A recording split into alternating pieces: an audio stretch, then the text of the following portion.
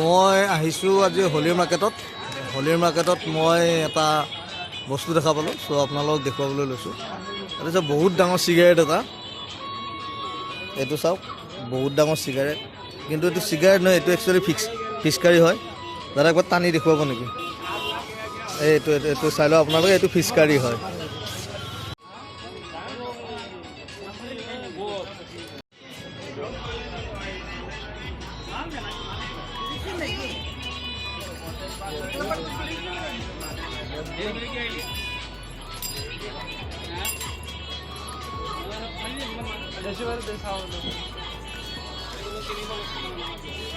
এয়া বেলুন, ইয়াতে পানী ভৰাই মাৰিব পাৰি, কালাৰ আৰু পানী মিক্স কৰি এইকেইটা বেলুন মাৰিব পাৰি।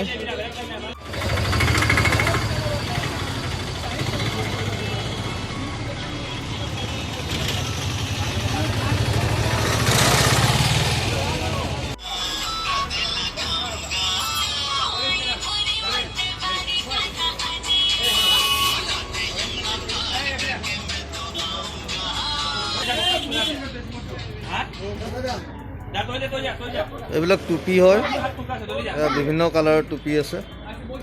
এইবিলাক টুপি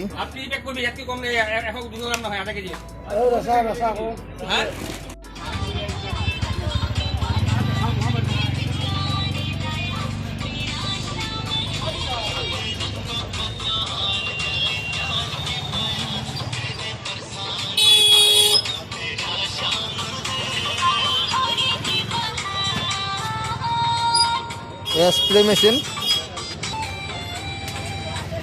এইটো স্প্ৰে মেচিনৰ দাম 2200 টকা আৰু বহুত কোৱালিটিৰ আছে, বেলেগ বেলেগ ৰেঞ্জৰ আছে।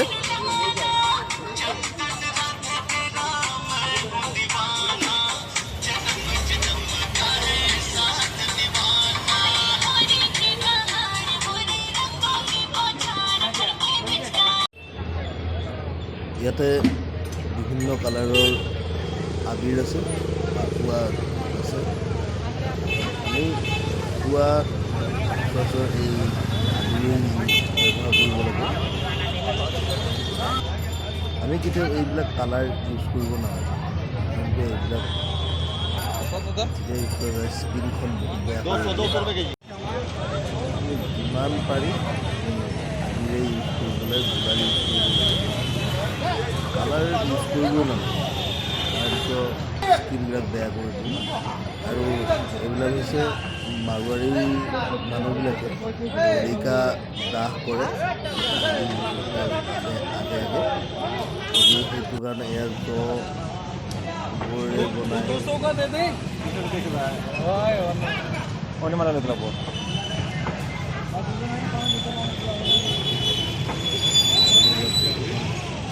বজাৰত বেপাৰীবিলাকে বিক্ৰী কৰাটো আৰু কাষ্টমাৰবিলাক ফিচকাৰী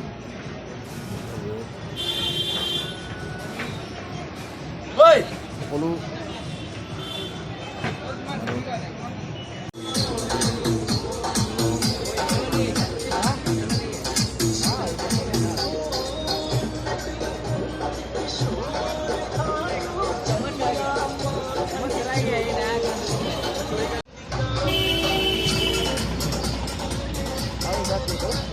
সঁচাকৈ হোলী বুলি ক'লে আমাৰ মন প্ৰাণ ৰঙীন হৈ যায়।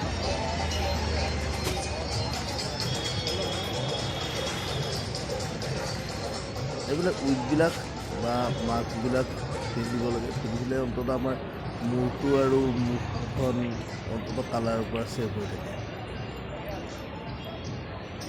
এইটো হোলীৰ বগা স্পৰ্টিং। গতিকে আমি সকলোৱে ছেফলি হোলী খেলিব লাগে আৰু কালাৰ ইউজ নকৰি আবিৰ ব্যৱহাৰ কৰিব লাগে। আহক সকলোৱে হোলী খেলোঁ। ধন্যবাদ।